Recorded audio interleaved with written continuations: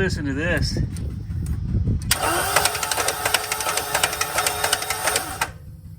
Woo, do it again.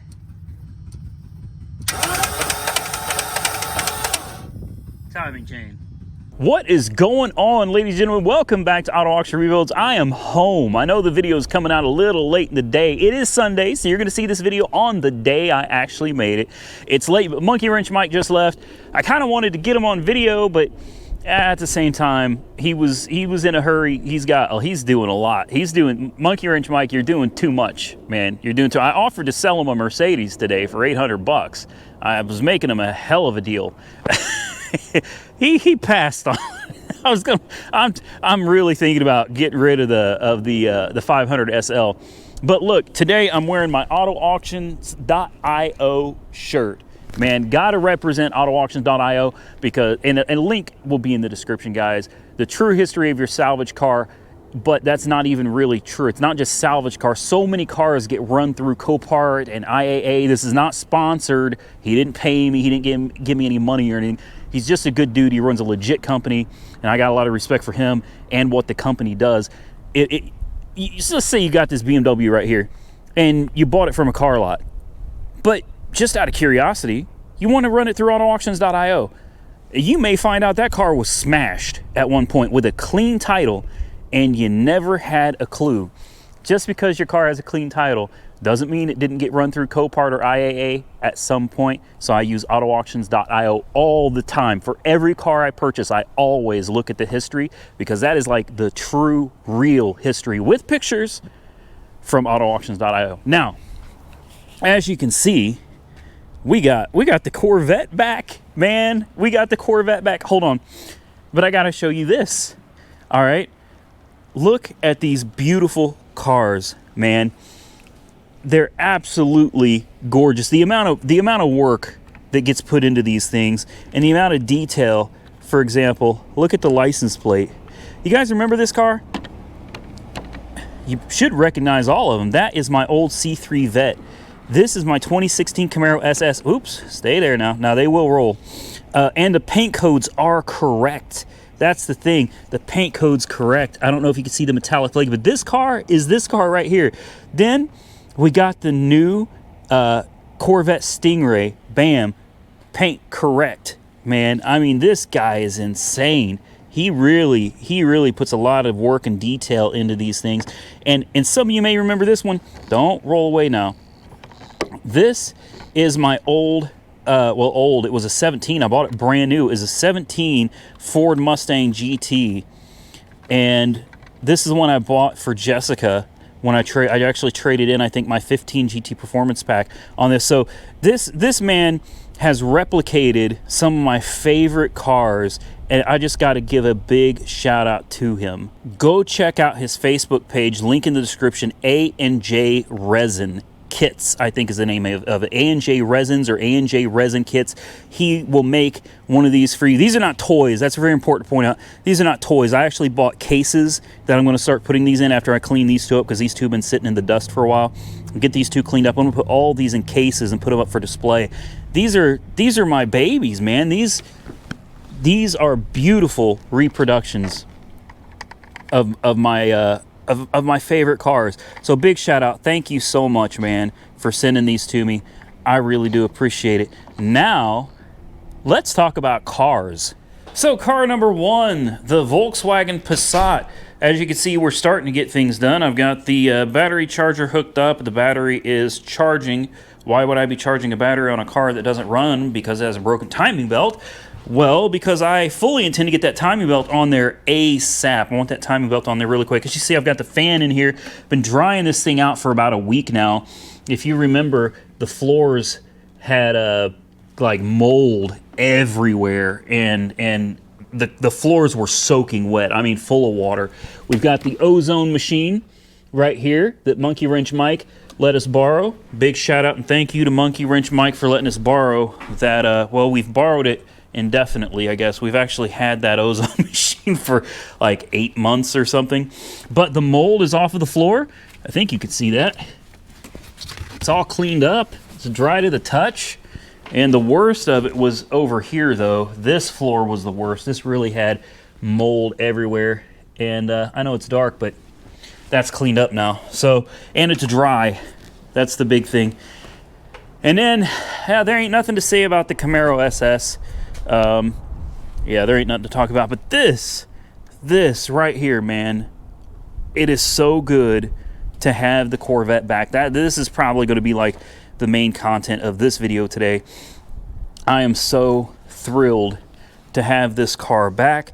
A lot of people are asking, did they fix the scratch on the mirror, or the scuff, I guess we should call it. It wasn't really a scratch, I don't think. Yes, they did. Man, I gotta tell you, I'm not very happy with Chevrolet at this point in time. In fact, I'm very unhappy, dissatisfied with Chevrolet at this time. I think Chevrolet could have done a lot more to help me out than they did. And honestly, they didn't really seem to care. But if you remember, there was a scuff right here. It's gone. It's gone. There's no scuff there anymore. So that was taken care of. The bird dew is gone. The car is very dirty because it has been raining for days. As you can see, this car is actually still wet. But here's what we got, man. We got the new tires. These are the Michelin Pilot Sport AS3 Pluses. And a lot of people are not understanding why I put brand new tires on a brand new car. A lot of people understandably are confused about that. So I'm going to explain to you real quick why I did this. And they did this for free, which was really cool. It actually cost quite a bit to get these tires mounted on these rims. These are some very low profile tires, man. They're, God, what are these? 2 or 325s, 285, 50, 20s on the back. No, 30s. Sorry, 285, 30, 20 on the backs. These are some just some low profile tires, man. The reason I did that was because the tires that come on this car from the factory are summer tires, and they even warn you in the owner's manual that once the temperature dips below 42 degrees, it's actually dangerous to drive the car with the I think they were Michelin Pilot Super Sports that were on it. You don't want to drive it under 42 degrees. You also don't want to drive summer tires in inclement weather, light snow, ice, rain for sure, all those things. Hang it up. It's not going to happen. It's dangerous, very dangerous to drive the car. And when we would back the car up, particularly backing up, it would drag the front end across the ground when you turn the wheels so far. And part of that's the geometry of the suspension, but honestly, it hasn't done it since I put these new tires on. And now, when we first got it, Jessica and I both thought something was wrong with the car. We were backing up, and you could feel the front end literally skipping, just dragging, and pop, pop, pop, pop, pop. When you turned sharp when backing up, it was really rough, really bad. And a lot of people said changing the tires will fix it. A lot of people said changing the tires won't fix it at all. I can tell you, these tires fixed it. No more problem. Now, these are not run flats, and that's a good thing. Run flats are much stiffer. These tires ride so much better. It's a dream. And whereas before, driving around in colder weather or in wet weather, this rear end would be breaking loose constantly. It made it a nightmare to even attempt to drive. Now it drives like a dream. Like, you can actually get into the gas a little bit on wet roads and it never loses its traction. So I highly recommend these tires. These tires are phenomenal. Now next they threw in, at no charge, they did this exhaust for me. It's already filthy. Look at that. Yeah, exhaust already. We're going to have to do an exhaust clip for you guys. The MBRP exhaust. This not catback. I'm sorry. This is just a axleback. This axleback exhaust was about $1,000, and the tires were about $1,075 or so. And the fact that they installed all this for me for free was absolutely awesome. So let's jump in the car real quick.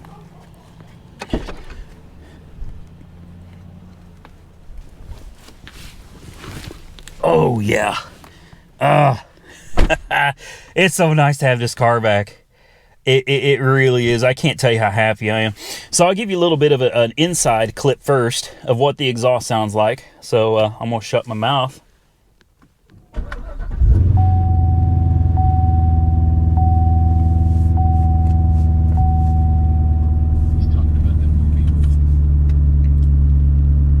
All right. You hear a little bit of a drone. That actually goes away. It's not too intrusive. Take you out back.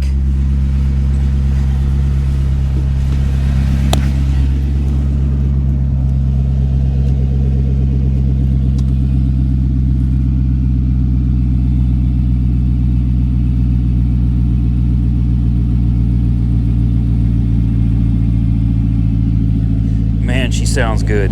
She sounds real good.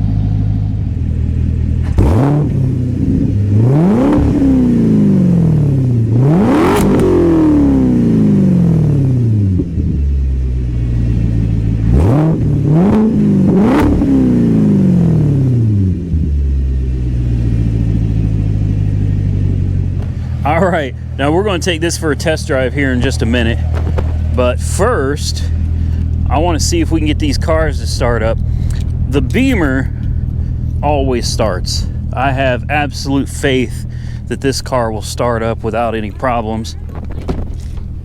She's just an old reliable car. Not pretty.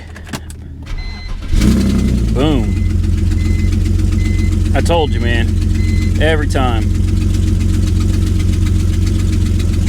All right, that's enough.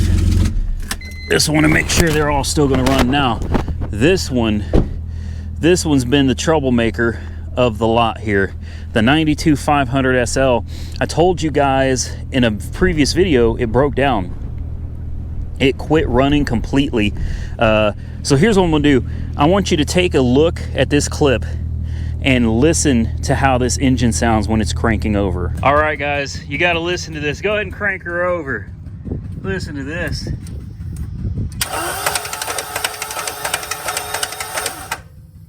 Woo, do it again.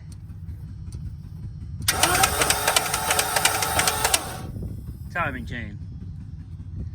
Timing chain. I drove this thing a good 4 or 5 miles yesterday. No issues. I had it running out here for about 6 hours trying to burn out that old gas. Not a problem. When I shut it off, it was running perfectly. I turned the key off, left it sit overnight, came out here today in an attempt to move it so we could get this Passat into the garage before I leave for New Orleans and try to help this thing dry out during the week I'm going to be gone. Went to start this thing up and cluck, cluck, clatter, clatter, clank, clink. Gotta love Mercedes. So as soon as I heard that, I said, we're done with this car. It's going back to Copart. You know, it's going back to Copart. I'm just gonna, I'll take a hit on it. It is what it is. We're not putting a motor in this car. Not gonna happen. I had a door sourced for it for $300. I think I mentioned that before. As you can see, there's some stuff all over the ground right here. Carbon. Well, here's the thing. This car wouldn't run. It sounded like it had no compression. You heard it. You heard it. I mean, my thought was immediately broken timing chain. In fact, that wasn't my thought. Like, I knew for a fact it was a broken timing chain. And I said, well, it was fun while it lasted, little Mercedes, but you know, it's over. So plenty of usable parts on this, man. This hardtop has got to be worth a small fortune. There's plenty of good parts to this car. And then I came back from vacation, and the first thing I do when I come home after being gone is I start all my cars. I come out here and I got to start them all. I put the key in it, and I was like, let's check this out. Austin was over here hanging out. We put the key in it, and look at that. It fires right up. And listen to how smooth it is. Listen to that.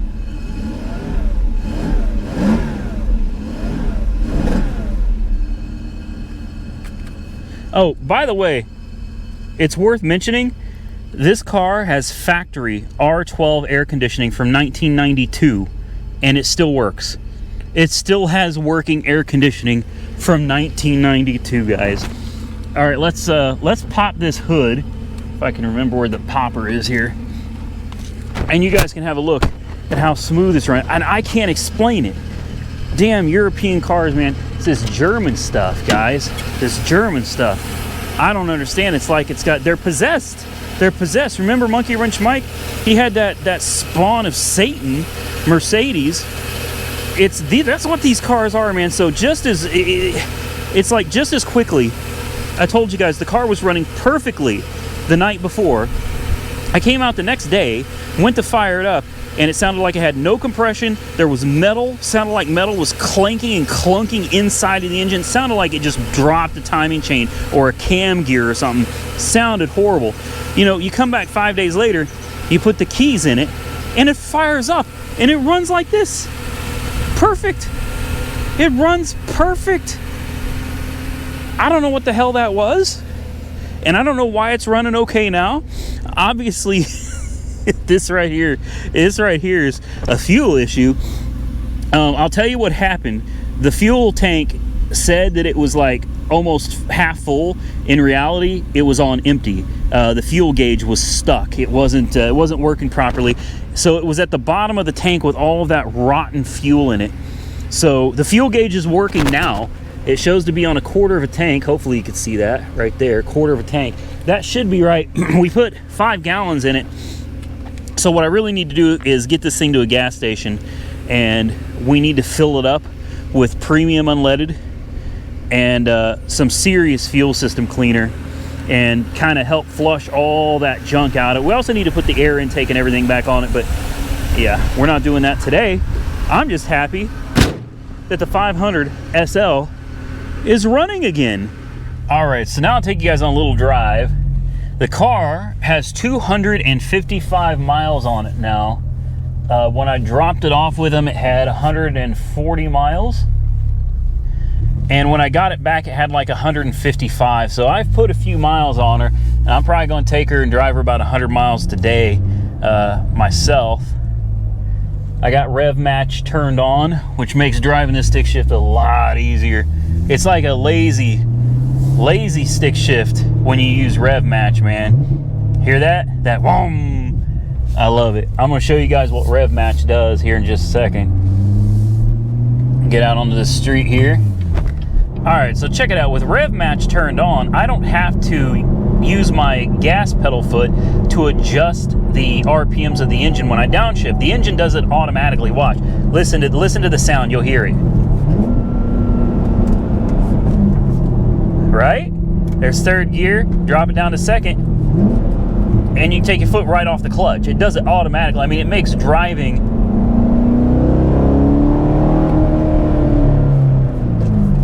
oh man,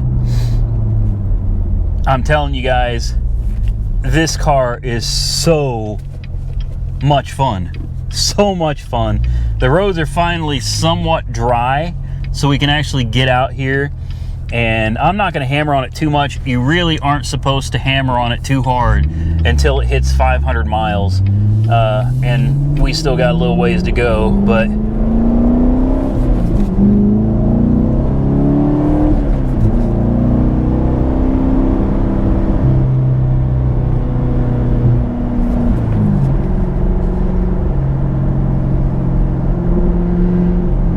I love it, man. I love it.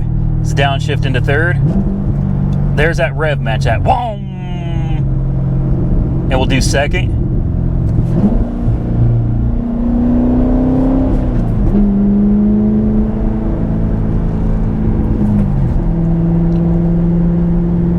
And then third.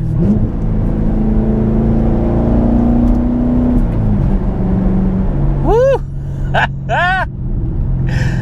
Oh, this is my baby, man. This is, I know it's just a base model Vette, guys. I realize it's not a Z06 or anything, but God, it's fun. It's such a fun car. And here we go. Woo!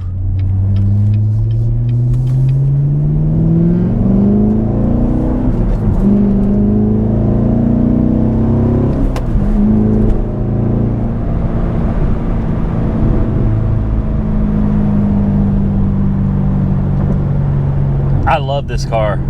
I truly do. Truly do. I love this car.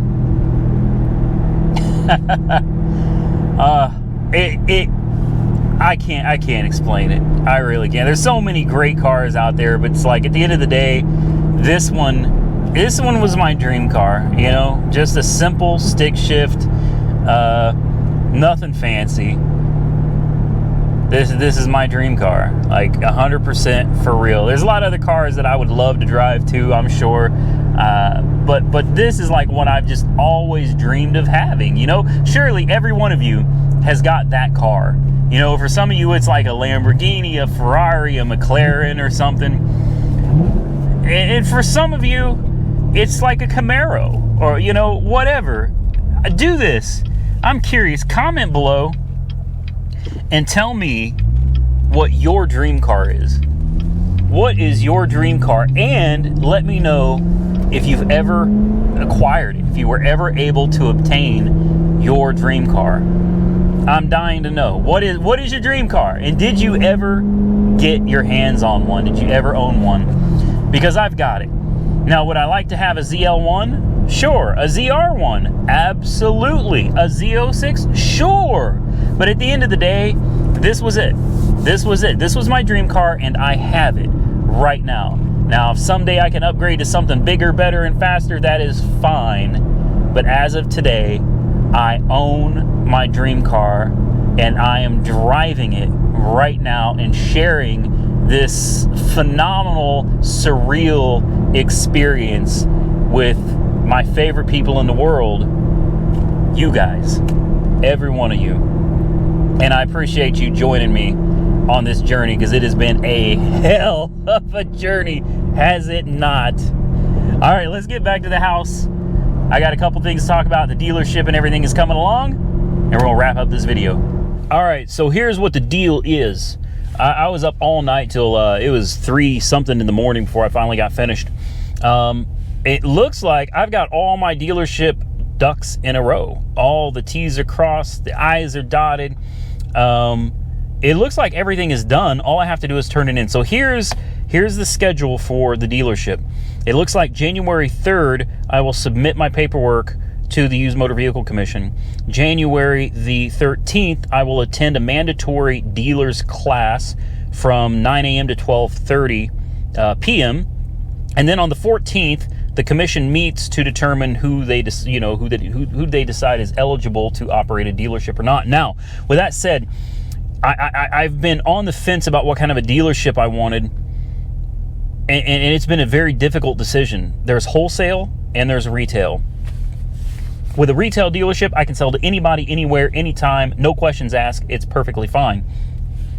With a wholesale license, however, I can only sell to other dealers or to like auction houses where cars are being sold only to other dealers.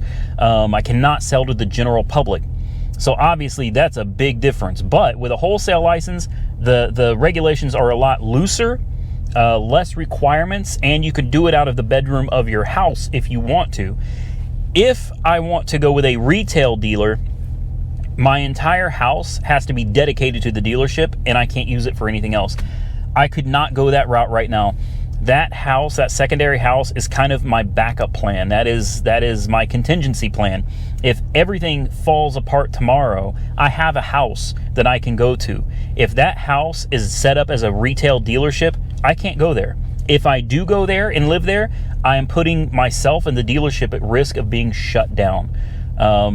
So for me, it wasn't worth it at this point. We can do wholesale. I can buy cars. We can sell cars. Mike Weird Beard on YouTube, he's going to work with me. He's probably going to be like my go-to dealership guy to sell my cars to. So the way we're going to work it out is basically I'll buy the cars, I'll make the videos, and when I'm done with them, I'm going to sell them to Weird Beard. And then Weird Beard will turn around and he will sell them to the general public because he has an actual retail dealer's license. So that's how we're going to work it. It's going to be a lot of fun. I think I'm really looking forward to it. I hope Mike is. Weird Beard, he's been a huge help to me through this whole process. I can't thank him enough for all of his advice and help. Also, Eli, the guy that sold me the house, that gave me this really good deal, he's been a huge help as well. He's gone through a lot of the legal stuff, the law. He's been doing a lot of research, reading, due diligence basically on my behalf. He hasn't charged me a dime for his time, and I really do appreciate that as well. I've got some really good friends out here, and I really do appreciate it. Monkey Wrench, Mike, Austin, man, I got a big shout out to all of you, and a big thank you to all of you for helping to make this possible. So hopefully by the end of January-ish, we will have a dealership, I hope, and then we can move on to the next thing. I want to put another building on that property, maybe a mobile home or something that we could potentially turn into a retail dealership, so that I don't have to put my house, dedicate the entire house to a dealership. To me, that's stupid. I'd like to get a little trailer or something we could put out there, run the dealership out of that. That would be one of the next things. Building a shop, getting a rebuilder's license so that we can actually legally buy like Copart salvage cars and turn them into rebuilt titles. There's a lot of stuff that goes into this guy. This is going to be a huge undertaking. This is going to take a lot of time and a lot of money. So please, just be patient, bear with me as we go through Volkswagen Passats 500 SL and BMW 3 Series. Someday we'll get to the point, I'm not talking supercars, but I think someday we will be able to get to the point where we do some more interesting vehicles, but still vehicles. I want to keep this channel, if possible, about cars that just about everybody can afford. Reasonably priced cars. We'll do some cool stuff here and there, but I really do want to keep it mainly about cars that you could go out and do for yourself. And now we're going to start a dealership. We'll see how that goes. Will we make a profit? Probably not. I'm probably not going to make a single dollar running a wholesale dealership, but we'll see. I'll actually try. I'll try to make a few dollars. You guys can follow along on this. So aside from the dealership, we're coming into the new year. So I want to say Happy New Year to all of you. This year is ending on such a positive note. The trip to New Orleans was great. Coming back, and the day I got back, they told me my vet was done. That was epic. Having my car done, having it back, having the Mercedes fire up and run like this end of the year is really turning out great. I'm really excited to see what 2020 brings. Hopefully 2020 is going to be a really good year, because 2019 was, yeah, it was a little rough. I think 2020 is going to be great, guys, and I can't wait to share it all with you. I think that is about it. I'm going to see if I can't pick up another 1 or 2 cars before the new year hits. Maybe. We'll see. The stuff I was looking at sold by the time I got back, and I really want to go out to the lot and actually look at the cars physically. Speaking of going out to the lot and looking at cars, yes, we're going to have Copart walkarounds starting this coming week. So Tuesday, Thursday, and Saturday, your Copart walkaround is coming back. I've got some cars that I'm looking at that I'm really interested in trying to pick up, so stay tuned for that. If you enjoyed the content, give the video a big thumbs up. I truly appreciate it. Leave your comments below. Don't forget to subscribe to the channel if you're not currently subscribed. I would greatly appreciate it. Follow me on Facebook and Instagram, Auto Auction Rebuilds. And until next time, stay safe out there, everybody. We will catch you all very soon in the next one.